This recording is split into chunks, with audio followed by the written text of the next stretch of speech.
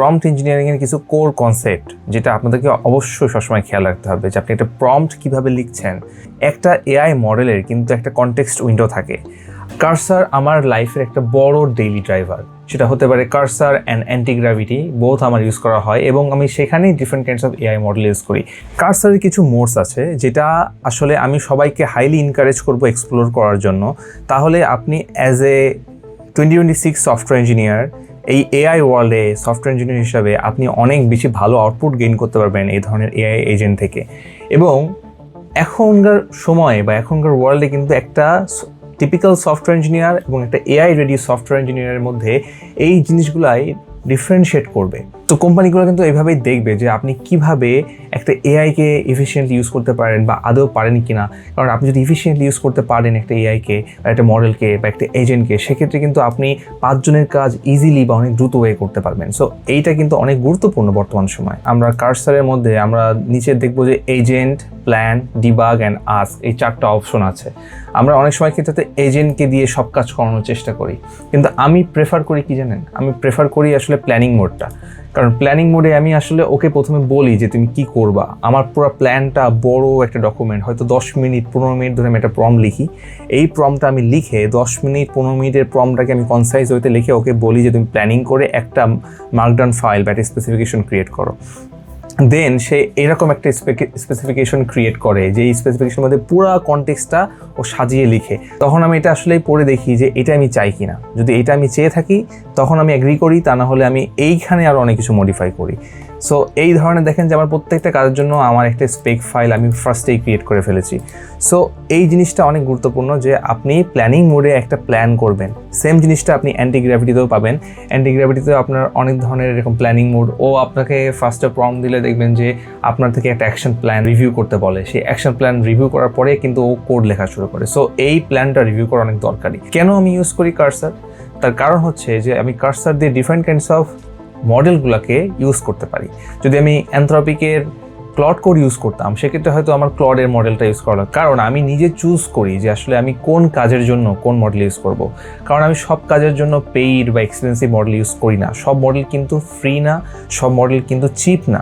এটা আপনাদেরকে মনে রাখতে হবে যে কিছু মডেল আছে একটু চিপ, কিছু মডেল আছে তার কনটেক্সট উইন্ডো কম, কিছু মডেল আছে আউটপুটটা খুব ভালো হবে না, আবার কিছু মডেল আছে তার কনটেক্সট উইন্ডো অনেক বেশি, আউটপুটটা খুব ভালো হবে এবং আউটপুটটা খুব রিফাইন্ড হবে। সো আপনাকে আসলে বুঝতে হবে অ্যাজ অ্যান ইঞ্জিনিয়ার যে আপনি কোন ধরনের মডেল ইউজ করলে আপনার কোন পার্সপেক্টিভে কী পরিমাণ কনটেক্সট দিলে বা কী ধরনের কনটেক্সট দিলে আপনার ভালো আউটপুটটা আসে।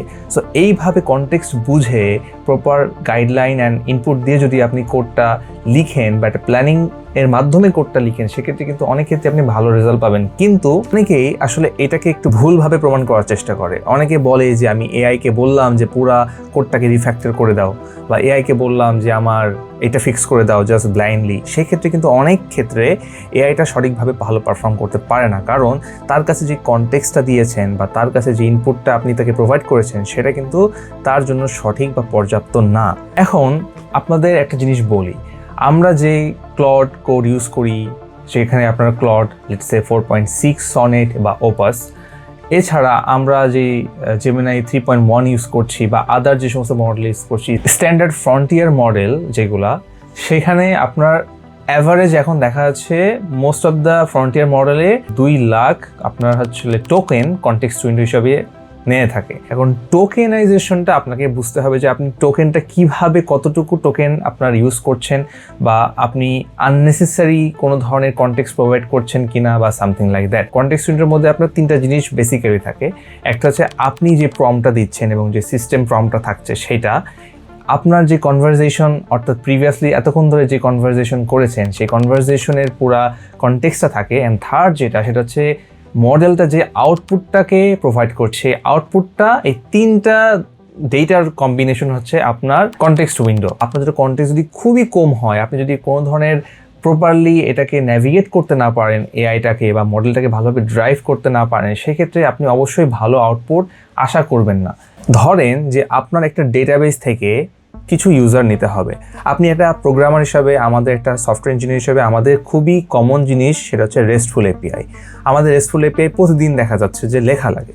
এখন ডেটাটা কেমন হতে পারে, সেটা হচ্ছে যে ইউজার ডেটা বা আদার প্রোডাক্টের ডেটা বা কার্টের data, anything like that. So এইটা কিন্তু আসলে বিজনেস ডিকটেট করবে আপনার আসলে ডেটার ভলিউমটা কেমন, বা ডেটাটাকে আপনি কিভাবে ইটারেট করবেন, বা ডেটাকে আপনি কীভাবে ফেচ করবেন। ফর এক্সাম্পল, যে কোনো ক্ষেত্রে হতে পারে যে ইউজার মিলিয়নস অফ ডেটা থাকতে পারে, ইউজার ডেটা মিলিয়নস অফ প্রোডাক্টের ডেটা থাকতে পারে, তাই না? ফর এক্সাম্পল, একটা ওয়েবসাইটে তো অনেক ডেটা, অনেক ইউজার থাকতে পারে। তো সেই ক্ষেত্রে আপনি প্রম্পটটা আসলে কিভাবে লিখবেন বা প্রম্পটটাকে কীভাবে ইঞ্জিনিয়ার করবেন, সেটাই কিন্তু আসলে মেইন রেসপন্সিবিলিটি। আপনি মোস্ট অফ দ্য টাইম যদি আপনি একটা এআইকে একটা ডেটা দেন এবং সেই প্রম্পটটা দিয়ে বলেন যে আমার লেটসে তুমি এমন একটা এপিআই বানাও যে এপিআইটা 1 লাখ ইউজার ডেটা দিবে, সেক্ষেত্রে দেখা যাবে সে মোস্ট অফ দ্য টাইম কিন্তু সে একটা নাইভ অ্যাপ্রোচেই যাবে। একটা নাইভ অ্যাপ্রোচ যেটা, অর্থাৎ ইজি অ্যাপ্রোচ কী হবে, সে ডেটাবেজে কোয়েরি করবে, ডেটাটা একটা লিস্টে কনভার্ট করবে এবং ডেটাটা আপনাকে প্রোভাইড করবে। কিন্তু আপনাকে মনে রাখতে হবে যে ইউজারের ডেটা কিন্তু কখনো 1 লাখও হতে পারে, 2 লাখও হতে পারে, 1 মিলিয়ন হতে পারে। সো এই যে ডিসিশন মেকটা আমরা করলাম যে একটা ইউজারের ডেটাটা কীভাবে আসবে, এইটা কিন্তু একটা ইঞ্জিনিয়ারের রেসপন্সিবিলিটি। এই আর্কিটেকচার করাটাই কিন্তু একটা ইঞ্জিনিয়ার রেসপন্সিবিলিটি। তার মানে কি এআই কি জানে না? তার মানে কি এআই বুঝে না যে আসলে এই ডেটাটা যে ভলিউম বেশি হলে সে এইভাবে দিলে কাজ করবে না?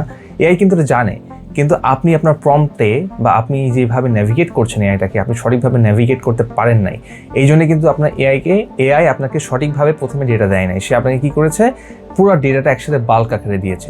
সো আমরা ইঞ্জিনিয়ার হিসাবে আমাদের কিন্তু এই জিনিসগুলো জানতে হবে যে ডেটার ভলিউম কখন হলে কিভাবে দিতে হয়, পুরো কোডের কোথায় কী আছে সেগুলো ভালোভাবে না জানেন আপনি এআই এজেন্টটাকে বা এআই মডেলটাকে যদি সঠিকভাবে ডিফারেন্ট রেফারেন্স দিয়ে আপনি তাকে বলতে পারেন এক্স্যাক্টলি আপনি কী চান, এক্স্যাক্টলি আপনি কীভাবে করতে চান, তাকে একেবারে ওপেন এন্ডেড কোয়েশ্চেন না করে আপনি যদি তাকে গাইড করেন সহজ কথায় যে তুমি এইভাবে করো, এইভাবে কাজটা করো, এই আর্কিটেকচার ইউজ করো, এই ডিজাইন প্যাটার্ন ইউজ করো, এই ডিজাইন প্যাটার্ন ইউজ করলে এই প্রবলেমটা সলভ হবে, অনেক কিছু যদি আপনি এইভাবে নেভিগেট করতে পারেন আপনার প্রম্পটের মধ্যে দিয়ে, তাহলে কিন্তু আপনার এআই যেটা সেই মডেলটা অনেক ভালো পারফর্ম করবে, রাদার দ্যান যদি আপনি একটা ওপেন এন্ডেড কোশ্চেন করেন, সেটার ক্ষেত্রে কিন্তু একটু খারাপ পারফর্ম করার চান্সই বেশি একটা এআই। সো অবশ্যই আমাদের ইঞ্জিনিয়ার হিসাবে এই বেসিক নলেজগুলো কিন্তু থাকা লাগবে, তা নাহলে কিন্তু কখনোই আমরা এআই মডেল থেকে একটা ভালো আউটপুট বের করে নিয়ে আসতে পারবো না। তো হোপফুলি আপনারা ওপেন এন্ডেড প্রম্পট থেকে সরে এসে কনসাইজ ওয়েতে একটা প্রম্পট ইঞ্জিনিয়ারের মতো with all the AI skills and software engineering and architectural knowledge নিয়ে আপনারা কোড লিখবেন এবং প্রম্পট লিখবেন। সো নেক্সট ভিডিওতে আপনার সাথে আবার দেখা হচ্ছে। আপনারা সবাই ভালো থাকবেন, সুস্থ থাকবেন। আল্লাহ হাফেজ।